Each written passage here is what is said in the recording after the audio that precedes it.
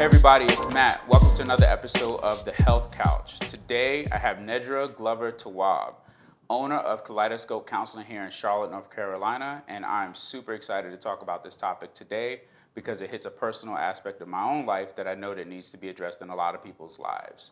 So, Nedra, thank you so much for joining me today. Thank you for having me. I love to talk about mental health. Oh, so really? I do. It's my favorite topic. Really? Okay, well, that's good to know. Well, I hope it's your favorite topic, especially since you're doing what you do. I thought this topic was important because, when I look at health overall, for me, I came from 365 to 200 pounds, and that was a lot of weight. And one of the things that I did not do was seek any type of professional counseling. Part of it was because I was anti, I didn't think I needed it. Why were you anti? Because I'm like, I don't want to go sit down and talk to somebody about my problems. Like right? Being vulnerable? Being vulnerable is a problem. Okay. Yeah, it was a problem for me. And, going back now, it's 8 years now when I did that, I realized, you know what, I probably should have gone in counseling. So just as recently as about the last 9 months, I decided to finally go. And I totally am excited that I did that because it brought things up that I didn't necessarily address and deal with at that time that I probably should have, especially since a lot of the changes I went through were mental first, right? When I think back to the process and the steps I took before I actually started going to the gym and eating right, there was a lot of mental things I had to do ahead of time. And so I think our audience really needs to understand a little bit more about this, and that's why I'm looking to have you here to help bring, shine the light basically on this area. So if you don't mind, can you tell us a little bit about what you do and why you do what you do? So I'm a mental health counselor, a licensed clinical social worker. Okay. Here in Charlotte, I have a group practice. I do some speaking. I curate a lot of content just on advocacy and mental wellness. My specific niche is working with people who have anxiety and folks with relationship issues. I talk a lot about boundaries, codependency, assertiveness, that sort of stuff. That's really my passion area. I just love mental health. Like, I feel like so many of us have like anxiety and depression, and until we know what it is, we won't be able to address it. That's important. Go ahead. But I guess I'm wondering, like, when you say until you know what it is, like, how do people know? Like, how would they be able to define what it is? If people maybe, for me, I realized I had people in my life that said, Matt, you probably really need to look at counseling, go into counseling. But I was ignoring it for a long period of time. Is that a way that people can kind of notice that they have these things, or? I think I could talk to people for about 5 minutes, and I'm like, you're anxious, you're depressed. And I don't always say it. Okay. But like, if people tell me their stories and they're like, my mom, I'm like, oh my gosh, your mom is anxious. Like, I can just hear it in how you express things. I think there are some things that are very common that we sort of push to the side as normal things when it's really like anxiety. Like, for example, sleep issues. Most people have sleep issues because they are having racing thoughts before bed, but we think that's just like, oh, I was just up all night thinking. Okay, and why is that not anxiety? It's like, wow, we have these things and we don't, for some reason, again, it's this stigma around labeling things as anxiety. This is depression. Like, when people say, oh yeah, I was raised in a house and my mom always sat in her room and she didn't have friends. And I'm like, wow, your mom was depressed. She isolated. She didn't, all of these things. But for folks, that's like normal behavior. And it is, because depression and anxiety is normal, but it's also something that's treatable. So you can sleep at night. You can socialize with other people. I think you just have to know that what you're talking about is a mental health thing and is not necessarily a personality defect sort of thing. Like, staying up all night is not anything in your personality. It may be something going on with your thinking process. So do you find that we as people, right, or whoever, by the time somebody comes to you, right, and says, oh man, Nedra, I'm so glad to talk to you. Like, do you feel like it's like, man, I wish you were here already, like, 6 years ago, 6 months ago, 6 days ago, whatever it is, or you know what I'm saying? Like, they feel relieved, but then you're like, okay, I got a lot of stuff.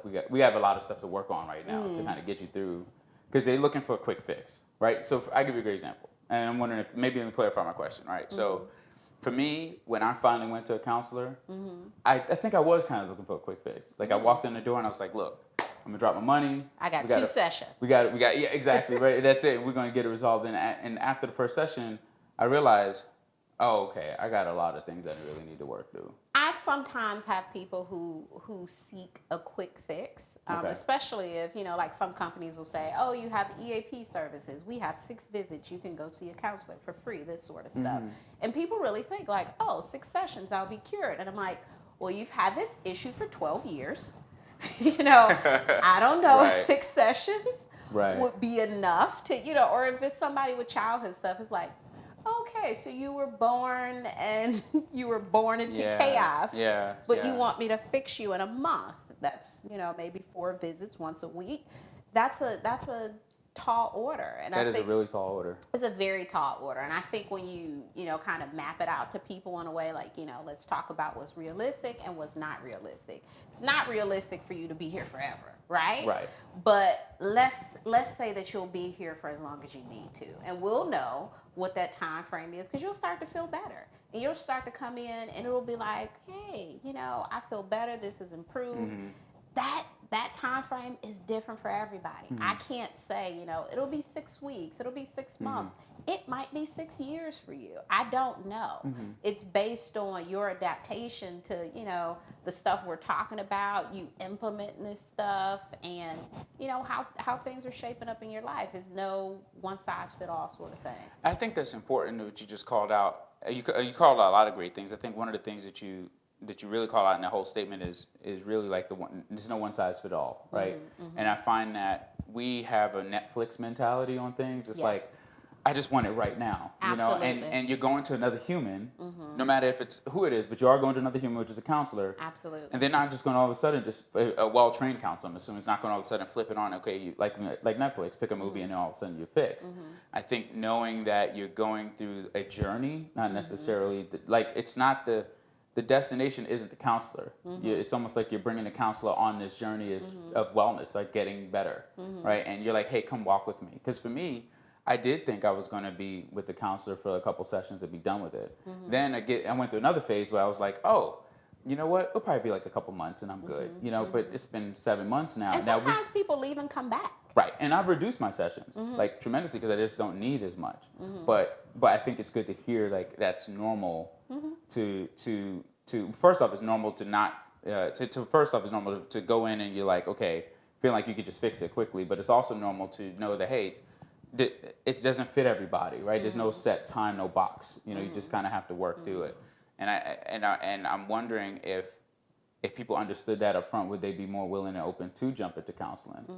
I don't know. I mean, what do you think? You think so?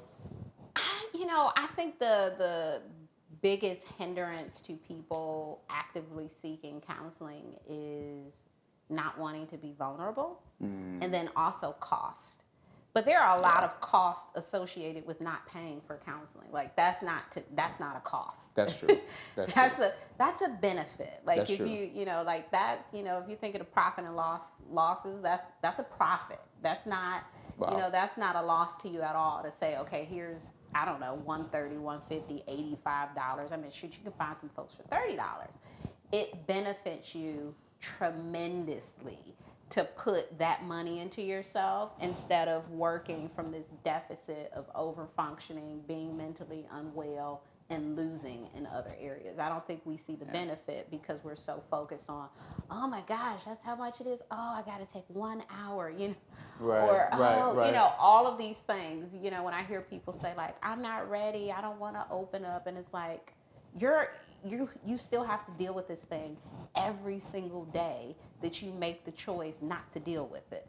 Like you're still That's a good up at point. night. You're Wow, still that's a losing. really good point. Like you're still. Let's just get to it so you can be done with it. It's not this thing that you have to. You'll always have to think about this stuff. No, this is getting to the part where you actually address it, so it's not weighing on you every day. So avoiding it is not a way to treat any sort of mental health issue. And I think we have this sort of avoidance mentality that we can just move past stuff by not addressing it. I think what gets people to be vulnerable. I'll put myself out there again, right? So one of the things that really kind of helped me realize that I needed to finally do it was I had finally gotten to a point where I could not sleep.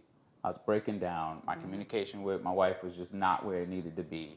And I was at the bottom. And I was kind of like, okay, this has to happen. Like, I felt like I had no other choice. So it was almost like forced vulnerability. And once I got in there, I guess, again, picking the right counselor, I felt super comfortable. And then I was able to have that conversation. So how do we help people? I mean, you don't have, some people do get to rock bottom. I felt like I was at whatever rock bottom was for me. But how do we help people realize, okay, here's what's safe. Here's how you can safely go into this and not feel threatened, right? That, being vulnerable. So I think we get to the place of being open to being vulnerable when we get tired of being unwell. Okay. Like we just hit a brick That's a good wall point. with unwellness. Like our anxiety is so bad we can't function at work. Our anxiety is so bad we can't drive. Or our depression is so bad we haven't talked to people. Like when it gets to the point where you're like, man, I used to like to work out all the time and I haven't been in 4 months. Where it gets to a point where you're like, this is not okay anymore for me. Like I need an extra push. Perhaps this will be the thing. I think that's when people are open to maybe seeking some counseling. Do you find that sometimes people's vulnerabilities are, I don't know, well, everyone has levels of vulnerability. Do you think just their past experiences or like their friendships, their relationships is what impacts it? Absolutely. One of the spills that I have to give people, when they first come in, I'm like, hey, I can keep everything private with the exception of, if you're gonna hurt yourself, harm a kid, or harm, somebody else or something like that. But if you tell me, hey, I smoke weed every day, guess what? I can't do anything about it. It's like, who better to tell your secrets to than a person who can't tell anybody? Oh, that's a really, really good point. Like, yeah, and the outlet. I remember in high school, we had a school social worker, and for some reason, I could never make that list. I'm like, I want to see the school social worker. And they're like, no, she needs to see the kids with behavior issue. What do I have to do? I'm like, this lady can't speak a word of anything. Like I can tell her whatever I want to. Right. And I think I saw her one time. I'm like, what we talk about is confidential, right? And she's like, yes. I'm like, oh, spill. Got it. Yeah. It's like, it's like unbuttoning your pants almost. It's like, I can say anything and you don't really have an opinion. Like you support me and you guide me. Right. Wow. Right. Who are you? Yeah, that's good. One thing I will say too, like that's huge. What you just said about being able to just open up to somebody. Yeah. And it's really, and I'm saying this I'm not a licensed counselor at all or whatever. I think that we as humans do judge, right, to some degree. And I think knowing that counselors may also have their own judgment of you internally in their own mind or predispositions, but it's not something where they're putting that back on you to make you feel bad or use it against you, because unfortunately some relationships, families, friends, absolutely, whatever, they'll take something personal that you share with them and then throw it back at you later on in the conversation, or you may be going through something with that person and you're like, yo, you're like this because of your mama, right, or whatever. Yeah, and I think a lot of things that I say is around stop talking to your friends and family and talk to a counselor, because they are absolutely biased. Like your mom she wants you to do a certain thing. Your friend wants you to do a certain thing. So they are absolutely biased. And it's not mean. They want you to be with a certain person. You could really like somebody and they're like, no, I think, they have these things for you and it's coming from a good place, but it's not your gut. It's not your feeling. So I think a lot of times when people come in to see a counselor, they automatically assume that I am biased. And so they make a lot of statements around, this is going to sound bad. I probably shouldn't say this. Or they say something, which I think is pretty normal, like, oh my gosh, my coworker gets on my nerves or something. And they're like, does that make me bad? And I'm like, no, that makes you a person who sit next to a person who chews gum too loud. You're not a bad person for that. Let me ask you this, just to switch now from the vulnerability side and being aware, let's talk about cost. Counselors aren't cheap. They just, some are. Well, some are, but then, actually, let me say it another way. Counselors aren't inexpensive. Okay. Or can not be, inexpensive. But like you said, some are. But then I worry about, what about cheap counseling, right, versus quality counseling. Or And higher price counseling. well, I mean, even higher price, right? I mean, I don't know, right? So maybe I that's think something you can help there's us out with. Like, let me clarify the question. How do we know if what we're getting is good, and because we're putting money out for it? So how do we deal with those two things?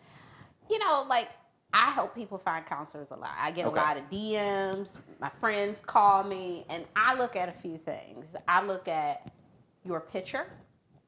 I want to make sure that you have a quality picture. I check out what you actually treat and what methods you use to treat those things. Okay. Okay. That could be on a lower cost website. That could be on a higher cost website.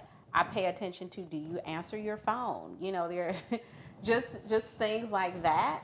And I kind of go from there. I think when you meet with a counselor, no matter what the cost, it's about your vibe with that person and your connection, the energy, all of that stuff. And so that person could be $30 or that person could be $150 or $200. I think it really depends on what you're looking for. I think the mistake that people make sometimes is they just look at a picture and they have no clue.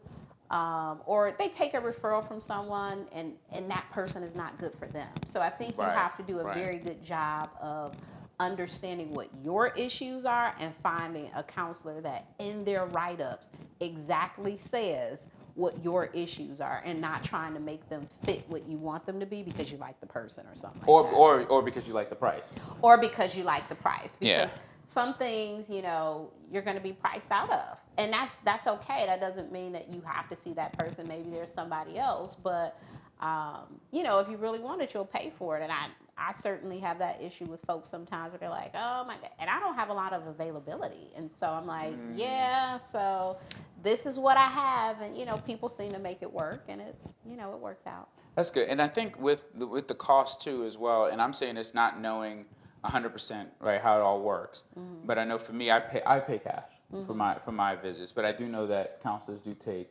insurance. And I don't know, do counselors take Medicaid? Yeah. Okay, great. That's good. And so, and what about Medicare? Any of that as well? That's good to know. So if we have these options that are out there for us to be able to pay for it, then maybe, I don't know if like looking at your own finances or budgeting or something like that is something that's part of the counseling process, is saying, not saying we cannot pay for counseling, but maybe looking and saying, you know what, this is what I can afford in counseling. I'm going to make room in my budget to pay for counseling because it's that important to me to be able to say, I'm going to go see a counselor. And you may figure out, you know what, I got $50 a month that I can spend. At least $50 is being spent on something towards that versus nothing at all, I'm assuming, right? I mean, I don't know if that's the right way to go about it, but I'm just thinking to myself, like, how do people get into it and not let money be a stop or a barrier for them? You get where I'm coming from with that? Well, it's kind of like my shopping philosophy. Like, I will buy things if I really like it, no matter what the price. I prefer it be on sale. But I go for sale first, but then I have to assess, like, would I pay full price for this thing? Like, if I wouldn't pay full price for it, then I wouldn't. Like, if this counselor is a great fit, would you pay $150 to see that person? Sure. Yeah. So it shouldn't be, I'm only going to pay $30 to see a person. Okay. It should be, this is a really good person. I want to see this person. I'll figure it out. Because I think we do for so many other things, for hair, for nails, for gym memberships, for, food, eating out, for all of these things. We'll put a place in our budget for Starbucks, right? But we don't want to add that line for mental wellness. And I think that should be a line as well. And so you have to fit someone based on, the type of person you want to see. Because I get a lot of folks who say, like, I've been to 4 therapists, and I often wonder, why would you even go to that person with this issue? Like, why would you even go to, they were close to my house, or they had a good price. And I'm like, sometimes, I've driven an hour to see a dentist because he was a really good dentist. I'm not basing it on proximity. I'm sure I'm passing up a lot of folks to get to the place that I feel is the best for me.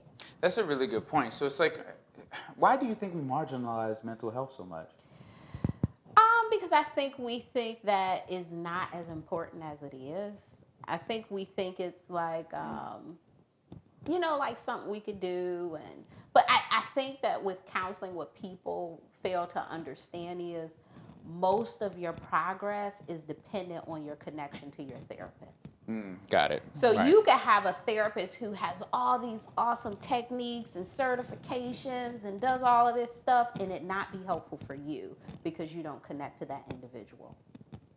So I think a large part of it is just making sure that you have a good connection, and that part is priceless.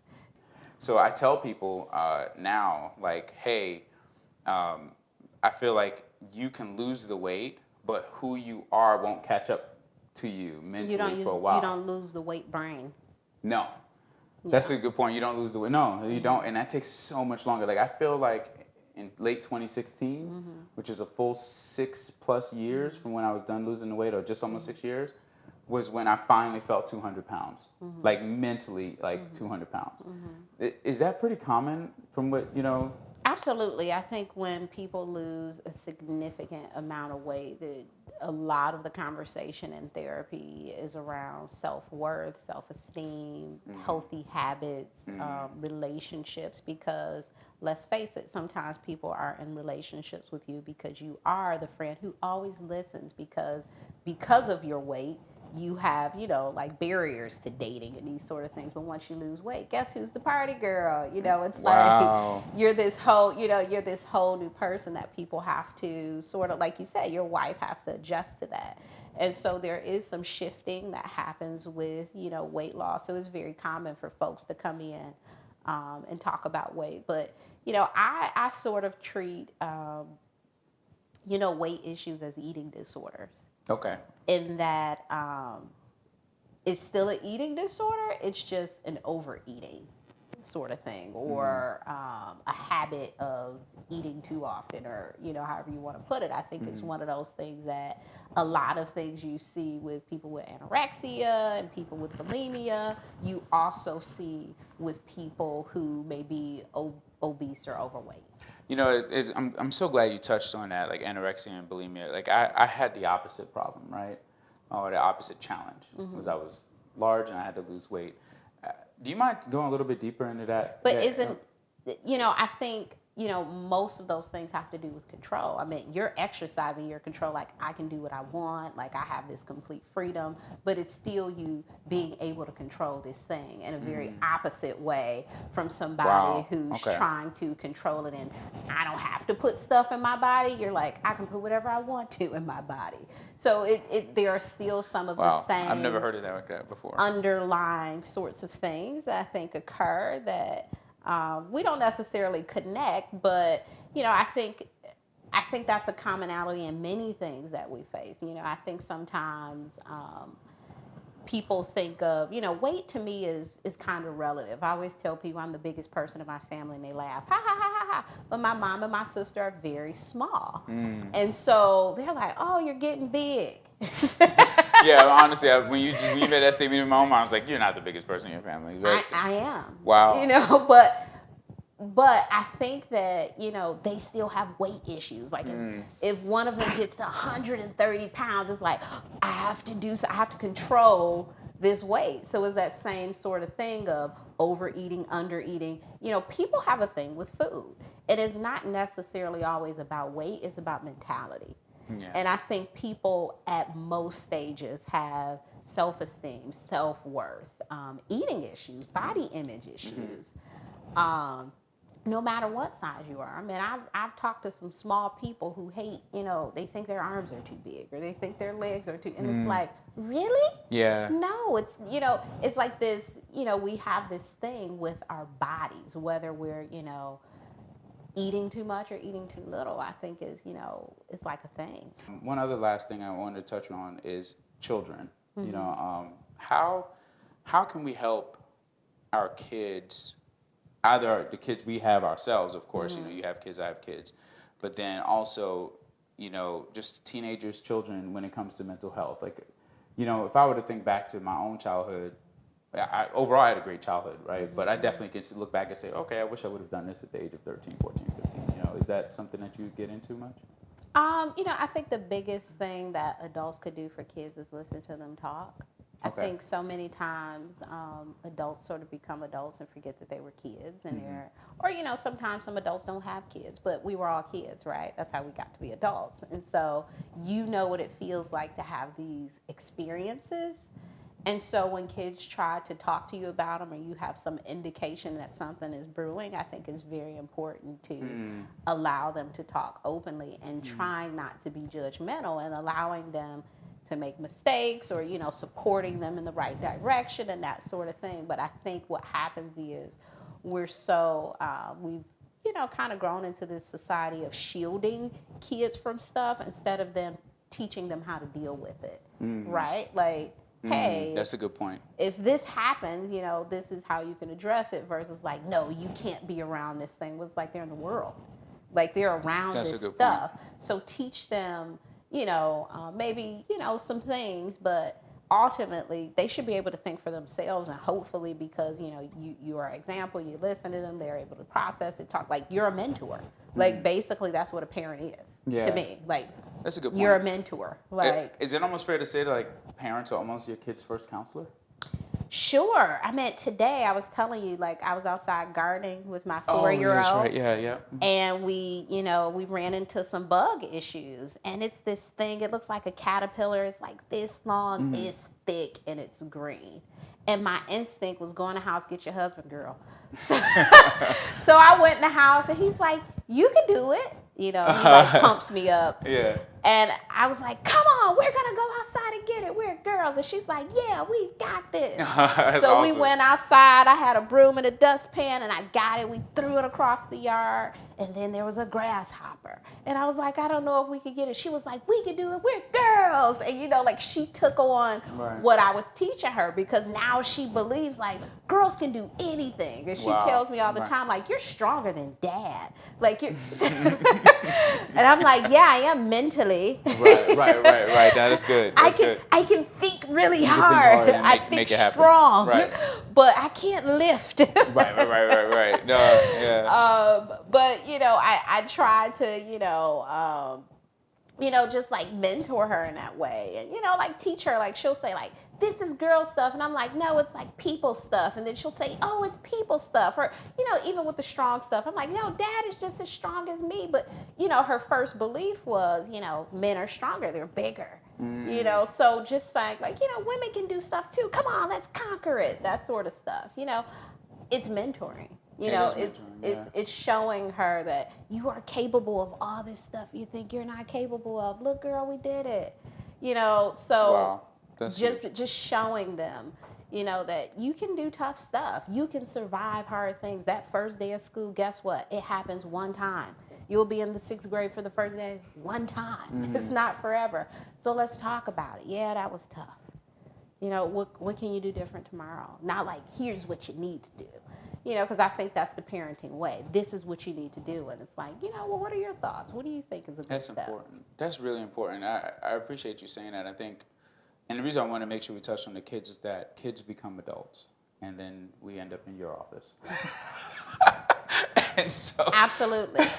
And we want to be in your office, and no matter my what. job is undoing the damage that some parents have done, because a lot of times, that's real. Parents are teaching their kids not to be assertive, not to think, keep quiet, you don't have an opinion, you're a child, all of this stuff where I have to say, that's real. You can tell your coworker to stop coming to your desk, but it's so mean. Well, who taught you it was mean? Your mom, because you had an aunt who was intrusive and you couldn't tell your aunt that you didn't want to be kissed in the mouth. But why not?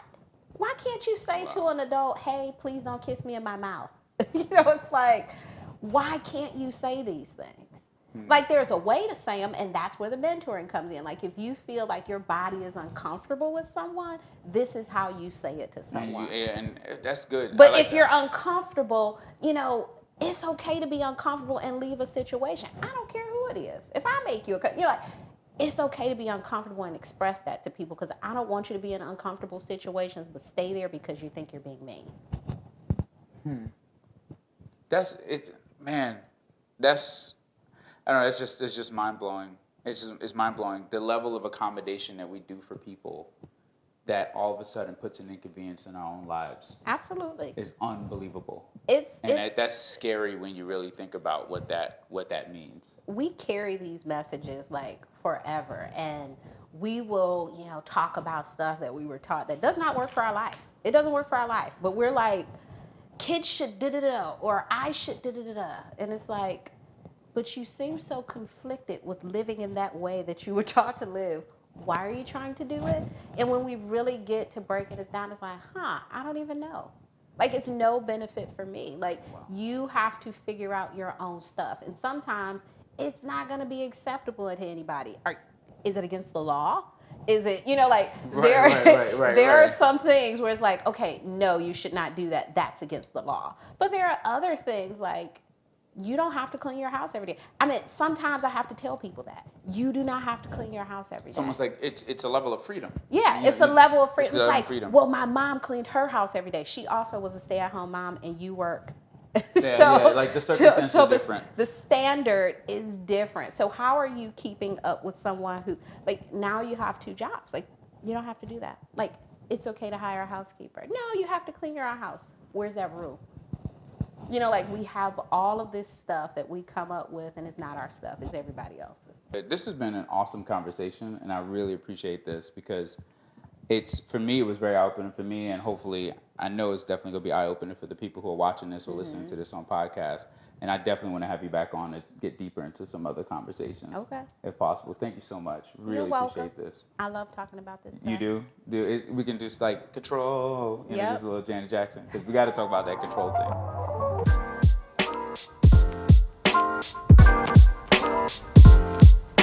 thing.